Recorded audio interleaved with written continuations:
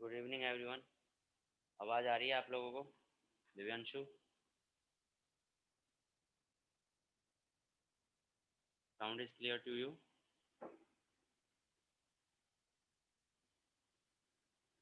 Okay, तो आज की क्लास में हम न्यू चैप्टर स्टार्ट करते हैं, that is chapter 11, dual nature of radiation and matter.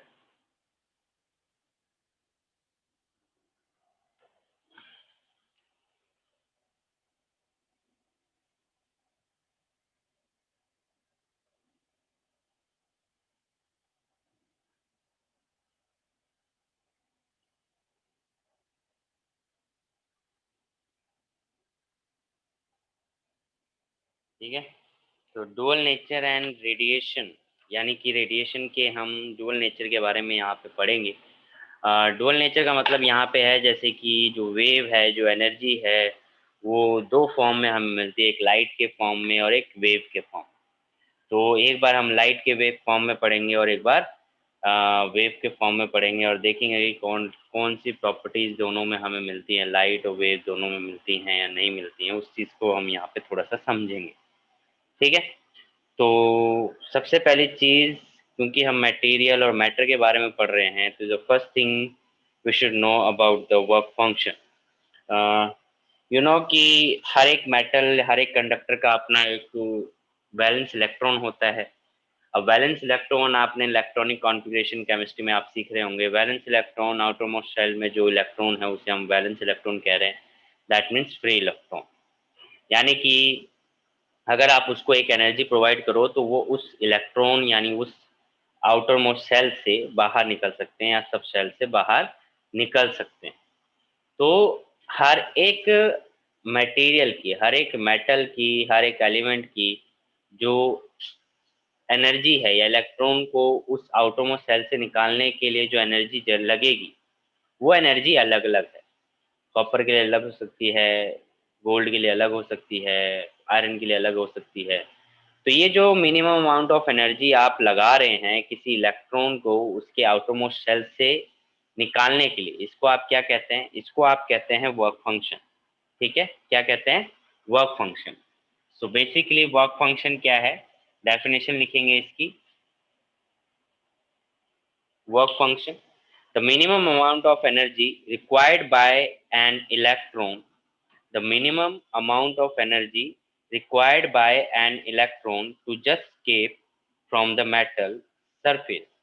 The minimum amount of energy required by an electron to just escape from the metal surface is called work function of the metal. यानी कि वो minimum amount of energy जिसकी वजह से कोई भी electron metal surface से just escape कर जाए। एक जस्ट हो, एक होगा कि जस्ट स्केप कर जाना, एक होता है कि स्केप करके आगे बढ़ जाना। तो यहाँ पे बात हो रही है जस्ट स्केप करने की, मेटल सरफेस से जस्ट बाहर निकल जाए।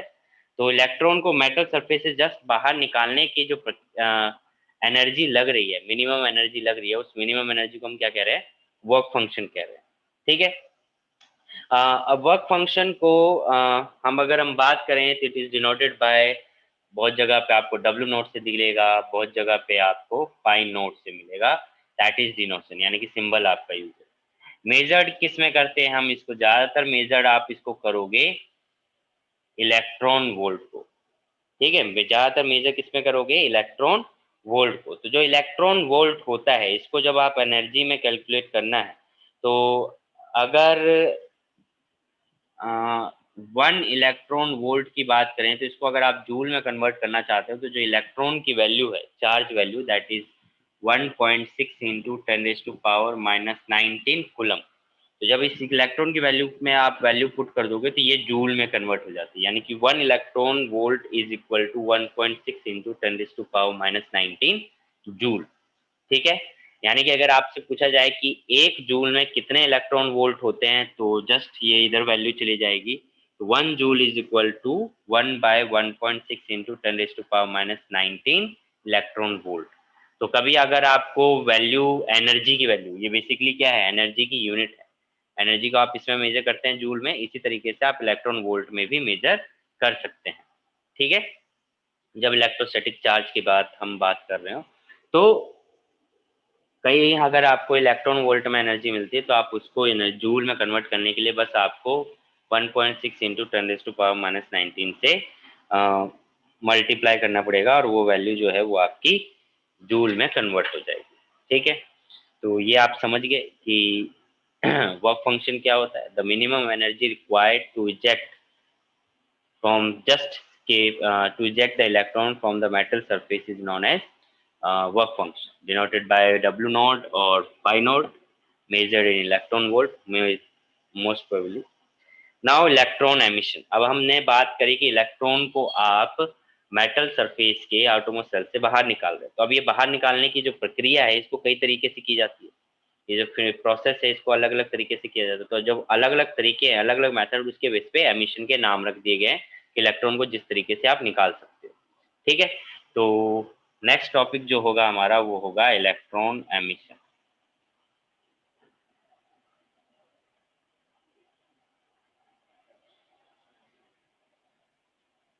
ठीक है, इलेक्ट्रॉन एमिशन।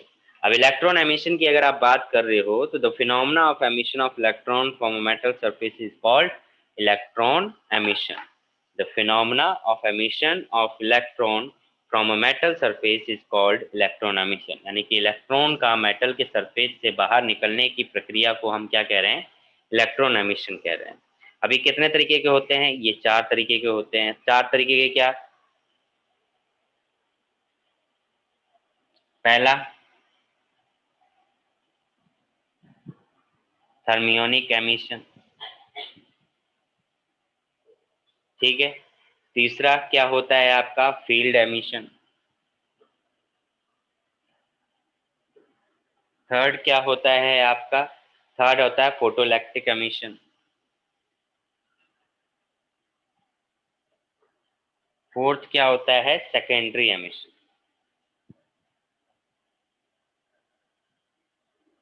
ठीक है, सेकेंडरी एमिशन। तो 4 तरीके के एमिशन हो गए, thermionic emission, field emission, photoelectric emission and secondary emission. ठीक है, तो पहले हम बात करते हैं थर्मियोनिक एमिशन। नाम से पता चल रहा है थर्मियोनिक, थर्मल यानी कि heat. When a metal is heated, its free electron get sufficient thermal energy and they can overcome surface barrier. तो अगर आप किसी इलेक्ट्रॉन को हीट प्रोवाइड करके उसके मेटल सरफेस से बाहर निकाल रहे हैं तो आप उसे क्या कह रहे हैं, थर्मियोनिक एमिशन है। ठीक है, इसको आप लिख सकते हो, method of removal of electron by providing heat energy is known as thermionic emission. ठीक है, ये हम इसको क्या कहते हैं, थर्मियोनिक एमिशन कहते हैं। यानी कि जब भी आप इलेक्ट्रॉन को बाहर निकालेंगे तो उसको हम क्या कह देंगे, थर्मियोनिक एमिशन। नेक्स्ट है फील्ड एमिशन। ठीक है, फील्ड एमिशन या फिर हम कह सकते हैं कोल्ड कैथोड एमिशन। इसका दूसरा नाम आप लिख सकते हो, कोल्ड कैथोड एमिशन भी कहते हैं इसको।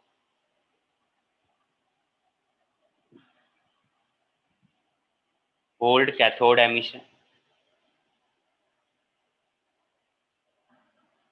कोल्ड कैथोड एमिशन या फील्ड एमिशन, इसके अंदर क्या होता है कि आप यहाँ पे एक इलेक्ट्रो या फिर आप कहो कि आपने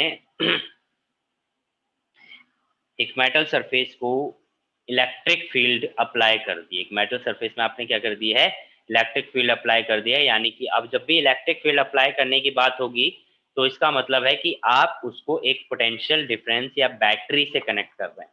ठीक है, क्योंकि बैटरी क्या प्रोवाइड करता है, पोटेंशियल डिफरेंस भी। और जब भी पोटेंशियल डिफरेंस जहाँ पे होगा तो वहाँ एक इलेक्ट्रिक फील्ड प्रोड्यूस हो सकती है। तो आपने क्या करा कि एक मेटल को आपने high voltage potential difference battery से कनेक्ट कर दिया, जिसकी वजह से आपने हाई इलेक्ट्रिक फील्ड उसको प्रोवाइड करी। अब हाई इलेक्ट्रिक फील्ड प्रोवाइड करने से वहाँ पे क्या आ गया, वो इलेक्ट्रॉन जो है उसको एनर्जी मिली और वो मेटल सरफेस से बाहर निकल गया। तो ऐसे केस में जब electron when you provide electric field to the metal surface, an electron eject from the metal surface by absorbing energy from the electric field, then that process is known as field emission or cold cathode emission। ठीक है। Next है photo electric emission. Photo electric emission क्या है, ये basically photo या आप कहो photon. ठीक है, ये जो टर्म है फोटो या फोटोन, इसका मतलब होता है लाइट। ठीक है, फोटोन लाइट। तो जब भी आप सुटेबल फ्रिक्वेंसी की या सुटेबल एनर्जी की कोई लाइट किसी मेटल सरफेस पे इंसिडेंट करवा रहे हैं और उसकी वजह से इलेक्ट्रॉन उस मेटल सरफेस से बाहर निकल जाए एनर्जी एब्जॉर्ब करके, तो that process is known as photoelectric emission. यानी कि एक ऐसा प्रोसेस जिसमें आपने सुटेबल एनर्जी, जिसके पास एफिशिएंट एनर्जी है कि जो इलेक्ट्रॉन को जितनी चाहिए उससे कम नहीं, उससे ज़्यादा या उसके बराबर, जितनी इलेक्ट्रॉन को चाहिए उतनी इलेक्ट्रॉन उतनी एनर्जी की आपने लाइट को इंसिडेंट करवाया मेटल सरफेस पे, और मेटल सरफेस पे इंसिडेंट करवाने की वजह से इलेक्ट्रॉन मेटल सरफेस से बाहर निकल गया। तो ऐसे प्रोसेस को, इस प्रोसेस को we are saying that electro photoelectric emission. Clear है?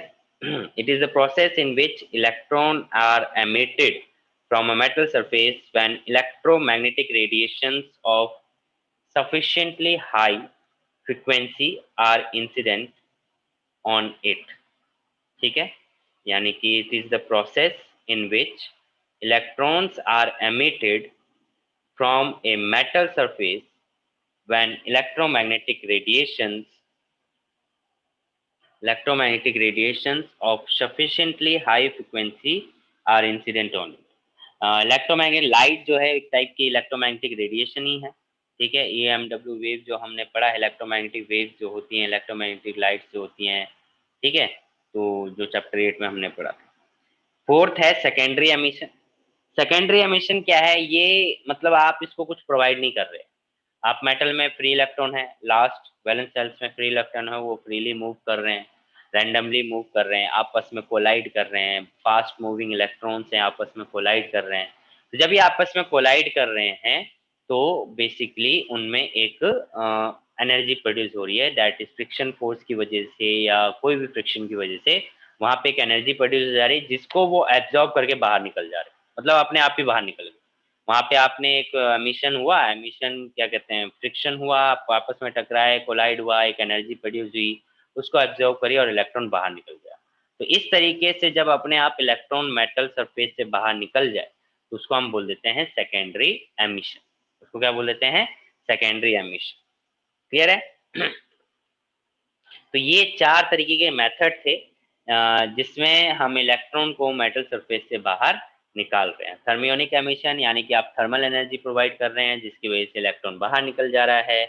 फील्ड एमिशन यानी कि आप एक हाई इलेक्ट्रिक फील्ड प्रोवाइड कर रहे हैं जिसकी वजह से इलेक्ट्रॉन मेटल सरफेस से बाहर निकल जा रहा है। फोटोइलेक्ट्रिक एमिशन, फोटोइलेक्ट्रिक में आप हाई फ्रिक्वेंसी रेडिएशन या हाई फ्रिक्वेंसी लाइट को आप इंसिडेंट करवा रहे हैं मेटल सरफेस पे, तो इलेक्ट्रॉन बाहर इजेक्ट कर जा रहा है। सेकेंडरी वो आपस में ही कोलाइड करके, जो फ्री इलेक्ट्रॉन्स है वो आपस में कोलाइड करके, और क्या कह सकते हैं कि फ्रिक्शन की वजह से वो एनर्जी वहाँ पे प्रोड्यूस होती है, उस एनर्जी को ऑब्जर्व करके वो बाहर निकल जा रहा है। तो इसकी वजह से क्या हो रहा है कि जो एनर्जी है, जो इलेक्ट्रॉन है वो बाहर हो जा रहा है। तो इस 4 तरीके से अगर इलेक्ट्रॉन बाहर निकलता है तो उसे हम कह देते हैं इलेक्ट्रॉन एमिशन।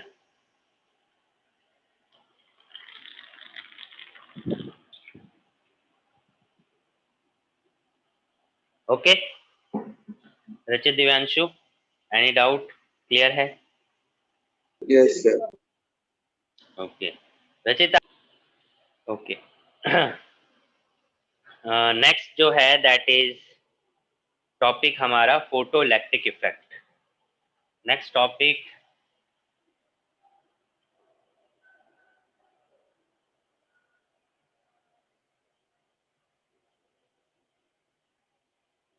Photoelectric effect.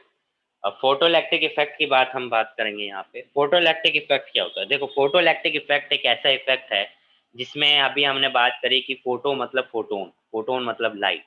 तो पर्टिकुलर सुटेबल फ्रिक्वेंसी की लाइट को आप इंसिडेंट करवा रहे हो मेटल सरफेस पे, और जो इलेक्ट्रॉन है वो मेटल सरफेस से जस्ट स्केप कर जा रहा है, तो इस इफेक्ट को हम क्या कह दे रहे हैं? Photoelectric effect. ठीक है, तो डेफिनेशन लिख लेंगे।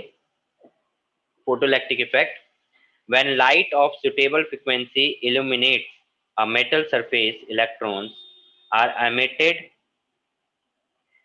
When light of suitable frequency illuminates a metal surface, illuminate मतलब incident होना, illuminates a metal surface, electrons are emitted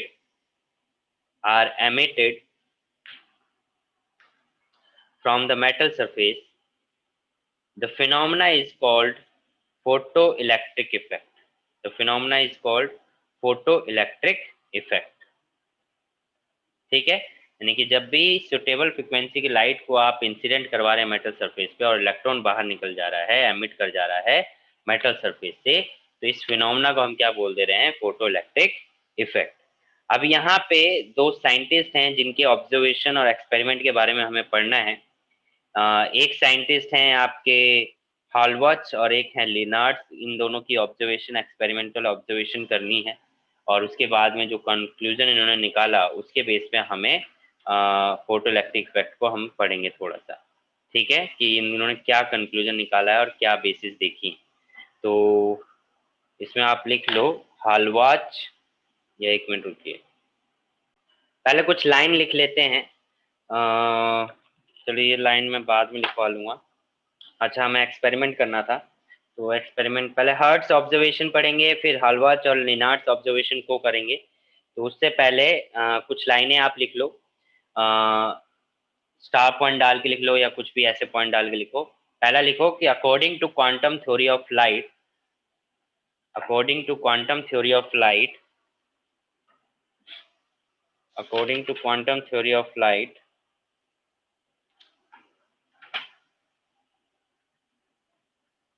according to quantum theory of light, the light consists of packet of energy.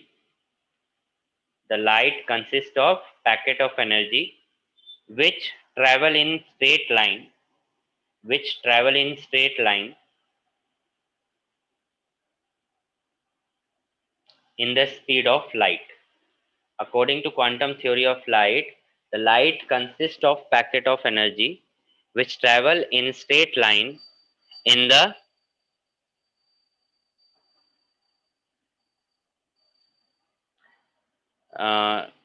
which travel in straight line in the speed of light. Second point लिखें,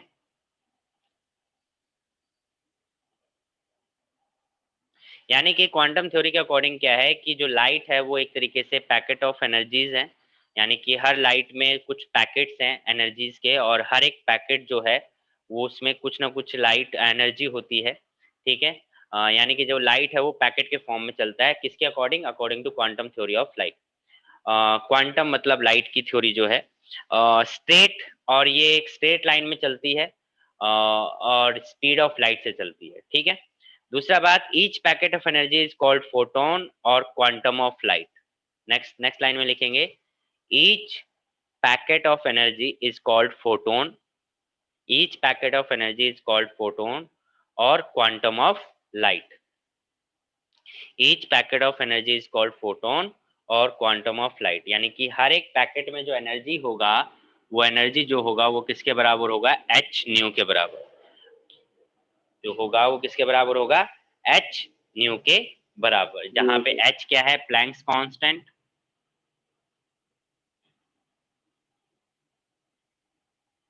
और new क्या है? Frequency. ठीक है, new क्या है? Frequency. और new और वेवलेंथ के बीच में रिलेशन आपको पता होना चाहिए, nu is equal to C by lambda, अगर एयर में है और किसी मीडियम में है तो वी बाय लैम्डा आपका फ्रीक्वेंसी और वेवलेंथ के बीच में रिलेशन आ जाता है। तो ये एक हो गया। ठीक है,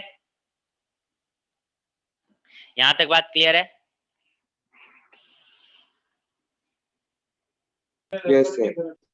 देवांशु, ओके। फिर नेक्स्ट लाइन में फिर अलग से लिखें, दो लाइन छोड़ के, पॉइंट डाल के, स्टार पॉइंट या जैसे भी लिखिए, in metal the electrons in the outer cell, in metal the electrons in the outer cells, bracket में लिखेंगे, called valence electrons, in metal the electrons in the outer cells called, bracket in bracket, called valence cell, valence electrons, bracket close, of the atom, of the atom are loosely bound, are loosely bound, are loosely bound. They are quite free to move easily. They are quite free to move easily within the metal surface. They are quite free to move easily within the metal surface, but can't leave the metal surface. But can't leave the metal surface. But can't leave the metal surface. Such loosely bound electrons, such loosely bound electrons are called free electrons. Such loosely bound electrons are called free electrons.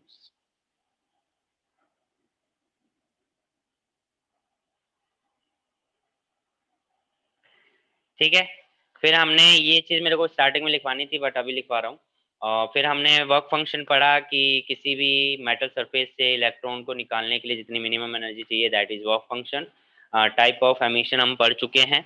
अब हम लिखेंगे photoelectric effect भी लिख चुके हैं। अब हम लिखेंगे हर्ट्ज ऑब्जर्वेशन कि जो एक हर्ट्ज एक्सपेरिमेंट हुआ था उसने क्या ऑब्जर्व किया था। तो नेक्स्ट है हर्ट्ज ऑब्जर्वेशन। ठीक है, थोड़ा थियोरेटिकल चैप्टर है ये। इसमें ज़्यादातर थ्योरी कॉन्सेप्चुअल क्वेश्चन ज़्यादा बनेंगे, न्यूमेरिकल आई गेस बहुत कम है, बहुत कम है। कॉन्सेप्चुअल क्वेश्चन ज़्यादा है, तो उस पे आपको ज़्यादा ध्यान देना होगा। उस पे भी हम ध्यान देंगे, लास्ट में कॉन्सेप्चुअल क्वेश्चन की प्रैक्टिस करेंगे जैसे कि हर चैप्टर के हमने थोड़े बहुत किए हैं, तो वो भी करेंगे। ओके, तो हम बात कर रहे हैं हर्ट्ज ऑब्जर्वेशन की। तो हर्ट्ज ऑब्जर्वेशन में क्या हुआ, he observed in experiment that when suitable radiation fall on a metal surface, some electrons near the surface absorb enough energy from the incident radiation. Due to it, they are able to overcome the attraction by the positive ions in the material and escape the metal surface. तो hertz का observation क्या था, उसने experiment किया जिसमें उसने देखा कि जब उसने देखा कि जब उसमें कोई लाइट या आप कहें कि एक रेडिएशन फॉल करवाई, ठीक है, तो ऐसे में वहाँ पे उसने देखा कि जो इलेक्ट्रॉन है मेटल सरफेस के पास से जो थे वो इजेक्ट कर जा रहे थे, एमिट कर जा रहे थे। तो इलेक्ट्रॉन जब एमिट कर रहे थे तो उसने देखा कि सारे इलेक्ट्रॉन नहीं कर रहे थे, कुछ ही इलेक्ट्रॉन कर पाए, सभी के सभी नहीं कर पाए। और उसमें से कुछ इलेक्ट्रॉन उसको ओवरकम करके, क्योंकि जो आटोमोस्ट सेल में इलेक्ट्रॉन्स होते हैं वो इसलिए लूजली बाउंड हैं क्योंकि पॉजिटिव आयन से वो अट्रैक्शन में है। तो जब आप एनर्जी किसी तरीके की वहाँ पे प्रोवाइड करोगे, जैसे कि यहाँ पे लाइट के फॉल होने से एनर्जी प्रोवाइड हो रही है, तो जो पॉजिटिव आयन जो कि सेंटर में है, न्यूक्लियस में है, वो उसका फोर्स ओवरकम हो जाता है, फोर्स ऑफ अट्रैक्शन ओवरकम हो जाता है, जिसकी वजह से इलेक्ट्रॉन इजीली बाहर निकल जाता है। ठीक है, तो हर्ट्ज ऑब्जर्वेशन इसको आप लिखेंगे, इसमें लिखिए। जैसे कि मैंने बोला थियोरेटिकल चैप्टर है तो लिखने का थोड़ा सा काम ज्यादा है। हर्ट्ज ऑब्जर्वेशन इसमें लिखिए आप। he observed in his experiment he observed in his experiment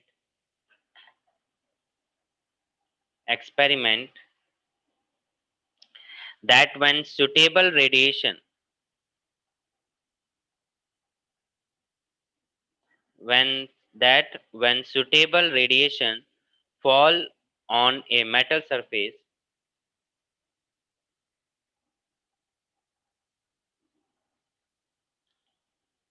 fall on a metal surface, some electrons near the surface some electrons near the surface absorb enough energy some electrons near the surface absorb enough energy from the incident radiation from the incident radiation from the incident radiation due to it from the incident radiation due to it they are able to overcome they are able to overcome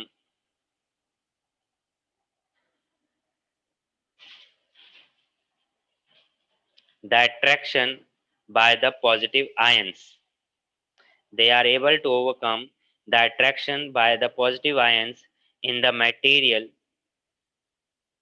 in the material and escape the metal surface and escape the metal surface.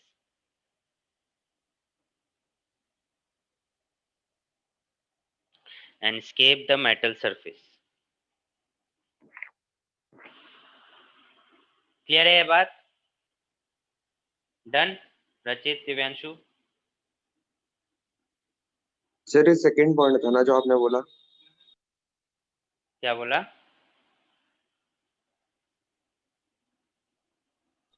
Second point बोला था अभी आपने। Second point नहीं, ये second point में तो मैंने खत्म कर दिया था ना, इलेक्ट्रॉन कॉल्ड फ्री इलेक्ट्रॉन्स। उसके बाद हर्ट्ज एक्सपेरिमेंट था, इसमें आपको लिखना था। ओके, नहीं लिख लिया वैसे। हर्ट्ज एक्सपेरिमेंट में, ये हर्ट्ज एक्सपेरिमेंट के बारे में था। हर्ट्ज एक्सपेरिमेंट में जो ऑब्जर्वेशन उसने ऑब्जर्व करी वो मैंने लिखवाई है कि observed in experiment that when suitable radiation fall on a metal surface, some electrons near the surface absorb enough energy from the incident radiation. Due to it, they are able to overcome the attraction by the positive ions in the material, escape the metal surface. फिर दो अलग scientist थे। Metal हमारा कौन सा होता है इसमें? Metal like metal copper, sheet. Iron, steel, silver, gold, ये सब मेटल है ओके सर। जिनके आउटरमोस्ट सेल में वैलेंस इलेक्ट्रॉन है जो इजीली इलेक्ट्रॉन को लूज कर सकते हैं। ठीक है। Okay sir. Hmm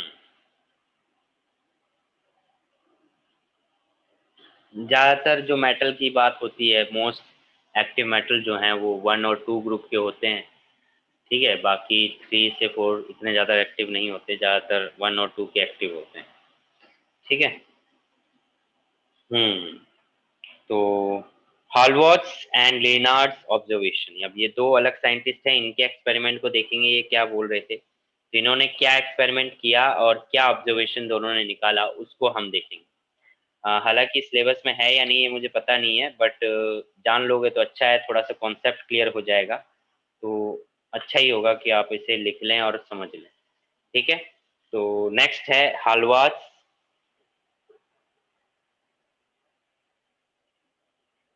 हालवाच and Lenard experiment. ठीक है, हालवाच एंड लिनार्ड्स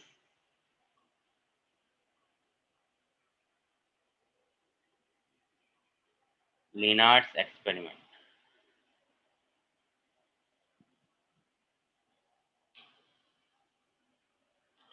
इसमें आप लिखेंगे, पहले लिनार्ड का लिखेंगे कि लिनार्ड ने क्या ऑब्जर्व किया, फिर क्या एक्सपेरिमेंट किया, और जो फिर देखेंगे हॉलवॉच ने क्या किया, और दोनों का कंबाइन वे देखेंगे। ठीक है। तो देखिए लिनार्ड जो है इसके बारे में लिखें कि Lenard observe that if a potential difference is applied, इसमें लिखिए आप लिख लिए फिर समझते हैं इसको। Observe that, Lenard observed that if a potential difference is applied,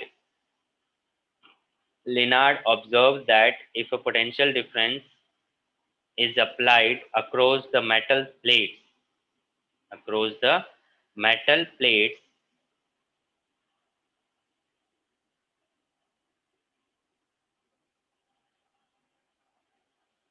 observe that if a potential difference is applied across the two metal plates enclosed in one evacuated tube, plates enclosed in an evacuated tube,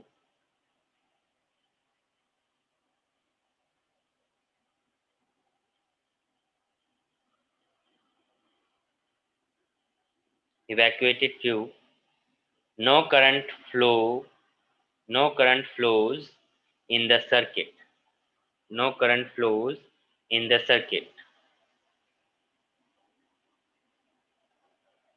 When one plate called emitter plate, when one plate called emitter यानी कि ई वाला, ए वाला मत लिख देना, emitter, emit करना, emitter plate enclosed in evacuated tube, enclosed in evacuated tube, kept at negative potential, kept at negative potential, negative potential is exposed with UV radiation, is exposed with UV radiation,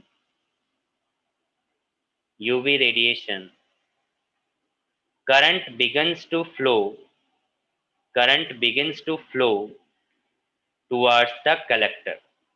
Current begins to flow towards the collector.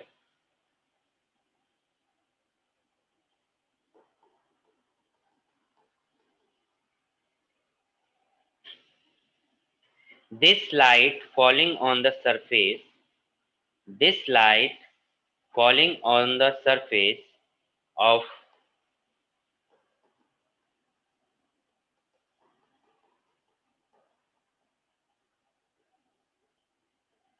emitter causes current in the external circuit, causes current in the external circuit. तो आपने क्या देखा, एक evacuated tube है और उस evacuated tube ने ये लेट्स से यहाँ पे ये इवैक्यूएटेड ट्यूब है, दो मेटल प्लेट्स हैं, ठीक है, और ये मेटल प्लेट्स बैटरी से कनेक्टेड है। जब आपने देखा कि ये जो मेटल प्लेट्स हैं जिसमें से जो एमीटर है और ये नेगेटिव पोटेंशियल पे है, तो आपने देखा कि यहाँ पे कोई भी करंट फ्लो नहीं हो रहा है। फिर उसने क्या करा कि इसमें यूवी लाइट्स की रेडिएशंस को इसके ऊपर इंसिडेंट करवाया। ट्यूब हमारी वैक्यूम में, हाँ, ट्यूब वैक्यूम है, ये इवैक्यूएटेड ट्यूब है, मतलब यहाँ पे कोई भी एयर नहीं है, ठीक है, इवैक्यूएट कर रखा है। तो इसमें से आपने देखा कि जो यूवी लाइट्स हैं वो इसके ऊपर जब इंसिडेंट करवाया तो इसमें से इलेक्ट्रॉन निकलने लगे और ये इलेक्ट्रॉन इस कलेक्टर के पास जाने लगे, यानी पॉजिटिव प्लेट के साथ जाने लगे। तो देखा कि हमने कि एक्सटर्नल सर्किट में करंट फ्लो होने लग गया। क्या होने लग गया? एक्सटर्नल सर्किट में करंट फ्लो होने लग गया, दैट इज आई। ठीक है, जब यूवी लाइट नहीं इंसिडेंट करवाई तो कोई करंट फ्लो नहीं कर रहा था, जैसे ही हमने यूवी लाइट फ्लो करवाई वैसे ही करंट फ्लो करने लग गया। इसका मतलब क्या हुआ कि ये सर्किट में इलेक्ट्रॉन फ्लो कर रहे हैं, बट हमने वायर तो कनेक्ट कर नहीं रखी। अब अगर सर्किट में करंट होता है बेसिकली फ्लो ऑफ इलेक्ट्रॉन्स, तो अगर यहाँ से इलेक्ट्रॉन यहाँ जब तक पहुंचेगा नहीं, एक्सटर्नल सर्किट में इलेक्ट्रॉन करंट फ्लो करेगा नहीं। तो अगर यूवी लाइट इंसिडेंट करवाने से एक्सटर्नल सर्किट में हमें करंट मिल रहा है, इसका मतलब है कि जो इलेक्ट्रॉन है वो यहाँ से एमिट होके यहाँ पे जा रहे हैं, पॉजिटिव प्लेट पे अट्रैक्ट हो रहे हैं और इलेक्ट्रॉन फ्लो हो रहा है, जिसकी वजह से करंट हमें मिल जाता है। जिसकी वजह से क्या मिल जाता है? करंट की डायरेक्शन मिल जाती है। समझे? इससे ये इन्होंने प्रूव किया कि यानी कि जब हम सफिशिएंट एनर्जी की लाइट को इंसिडेंट करवा रहे हैं तो मेटल प्लेट से इलेक्ट्रॉन एमिट कर रहा है। क्लियर है ये बात?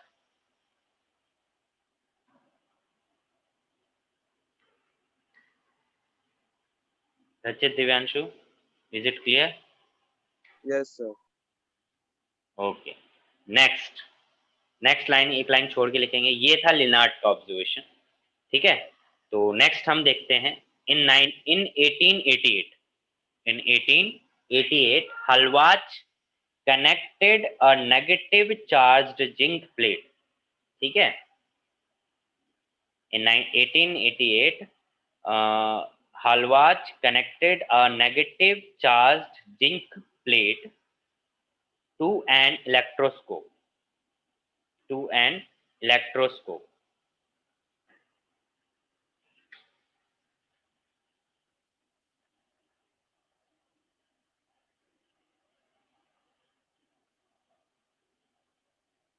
ठीक है, तो एक जिंक प्लेट जो कि नेगेटिवली चार्ज है उसके ऊपर क्या करा उन्होंने, उसको कनेक्ट किया इलेक्ट्रोस्कोप, यानी कि एक पोटेंशियल के साथ उसने कनेक्ट कर दिया।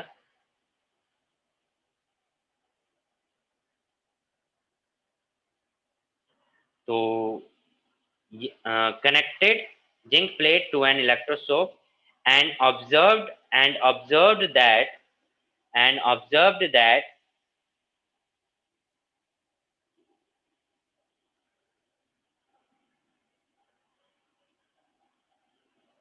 and observed that in zinc plate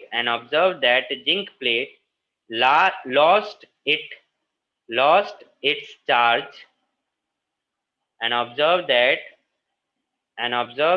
zinc plate lost its charge when it was illuminated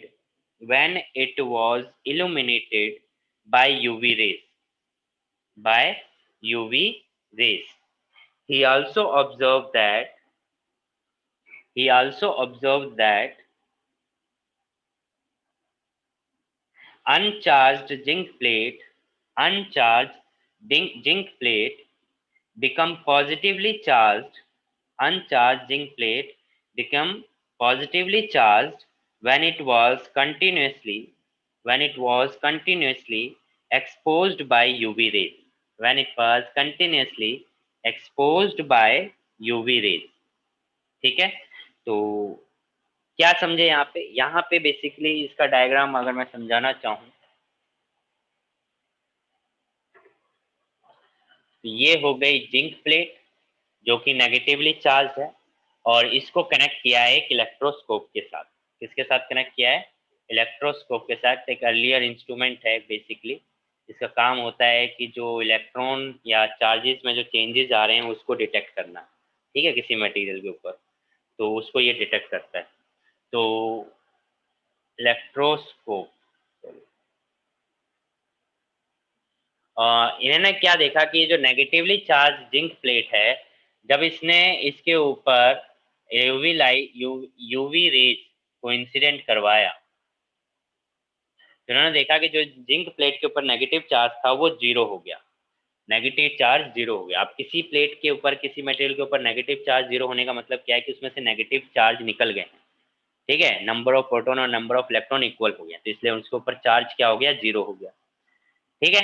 फिर ये भी देखा कि जब वो स्टेबल मतलब कि नंबर ऑफ इलेक्ट्रॉन और प्रोटॉन सेम हो गए यानी कि वो अनचार्ज हो चुका है, नेगेटिव चार्ज हट चुका है कुछ, और उसने यूवी रेज को कंटिन्यू रखा है इसके ऊपर इंसिडेंट करवाने के लिए, तो ये भी देखा कि वो जीरो यानी अनचार्ज से पॉजिटिवली चार्ज हो गया। अब कोई बॉडी पॉजिटिवली चार्ज कब होती है?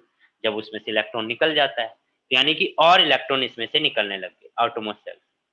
सो बेसिकली ये देखा गया कि जब भी यूवी रेज गिराई गई मेटल सरफेस से इलेक्ट्रॉन निकल रहा है। तो हलवाच ने भी देखा और लिनार्ड भी देखा। क्लियर है बात ये? यस सर, इलेक्ट्रोस्कोप क्या बताया आपने? इलेक्ट्रोस्कोप एक बेसिकली एक डिवाइस है जो डिटेक्ट करता है किसी मटेरियल सरफेस पे या मटेरियल में चार्ज का चेंज होना, कि चार्ज को डिटेक्ट करता है, कि चेंज इन चार्ज को डिटेक्ट करता है कि चार्ज की वैल्यू चेंज हो रही है नहीं हो रही है, इसको ये डिटेक्ट करता है। एक तरीके का डिवाइस है, ठीक है, इलेक्ट्रोस्कोप। हाँ, तो जैसे इसके ऊपर नेगेटिव से जीरो हो गया, जीरो से पॉजिटिव हो गया, ये कौन बता रहा है? ये इलेक्ट्रोस्कोप बता रहा है। हम कैसे जान पा रहे हैं? इलेक्ट्रोस्कोप के बेस पे जाने पा रहे हैं। तो एक तरीके का डिवाइस हो गया इलेक्ट्रोस्कोप, ठीक है।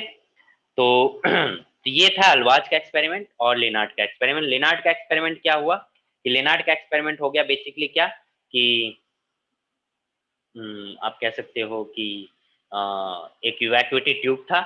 जब उसने देखा कि जब कोई भी लाइट इसके ऊपर इंसिडेंट नहीं करवाई तो एक्सटर्नल सर्किट में कोई करंट फ्लो नहीं कर रहा था, पर जैसे ही यूवी लाइट को इंसिडेंट करवाया तो इसमें एक्सटर्नल सर्किट में करंट फ्लो करने लग गया। यही हलवाच ने क्या करा कि एक नेगेटिवली चार्ज जिंक प्लेट को रखा, उसके ऊपर देखा तो यूवी लाइट को इंसिडेंट करवाया तो उसने देखा कि इलेक्ट्रोस्कोप की हेल्प से देखा, ऑब्जर्व किया कि जो नेगेटिवली चार्ज जिंक प्लेट थी वो अनचार्ज हो गई, यानी कि उसके ऊपर कोई भी चार्ज नहीं रहा। फिर उसने जब कंटिन्यू रखा इसको तो उसने देखा कि वो अनचार्ज से पॉजिटिवली चार्ज हो गई। तो ये उसने ऑब्जर्व किया, लेनार्ड ने ये ऑब्जर्व किया, हलवाच ने ये ऑब्जर्व किया। ये क्लियर है आप लोगों को, दोनों को? Yes sir. तो ये तो हमने बात करी दोनों के एक्सपेरिमेंट के बारे में। अब दोनों ने ऑब्जर्व क्या करा वो देखते हैं। एक लाइन छोड़ के लिखेंगे, both observed that both observed that both observed that the exposure of both observed that the exposure of emitter plate both observed that exposure of emitter plate with incident light causes the electron to be emitted. Causes the electron to be emitted. The emitted electrons are accelerated towards the collector plate. The emitted electrons are accelerated towards the collector plate. The emitter electrons are accelerated towards the collector plate under the effect of electric field applied. Under the effect of electric field applied.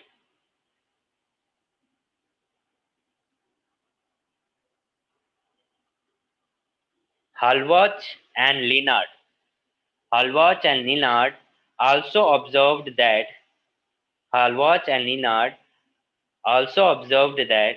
there was no emission of electrons. Halbach and Lenard also observed that there was no emission of electrons from emitter plate. There was no emission of electrons from emitter plate if the frequency of the incident light. There was no emission of electrons from emitter plate if the frequency of the incident light is smaller than the certain minimum value called threshold frequency.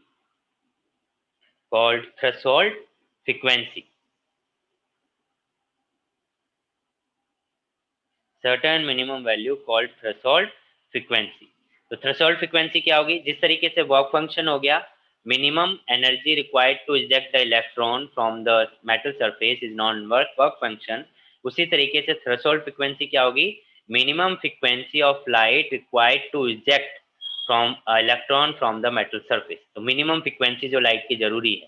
ठीक है, तो next line में लिखेंगे the value of threshold frequency depends on the value of threshold frequency depends on the nature of material of the emitter plate.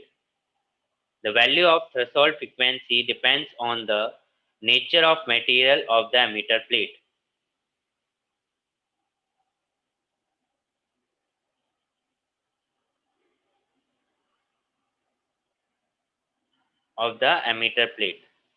Next line में लिखेंगे the minimum frequency of light required by electron to just escape the metal surface. The minimum frequency of light required by electron to just escape the metal surface is called threshold frequency.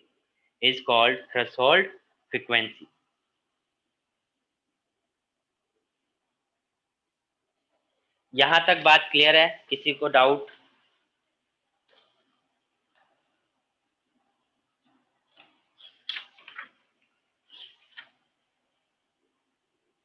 रचित, Divyanshu? Yes sir. Clear है?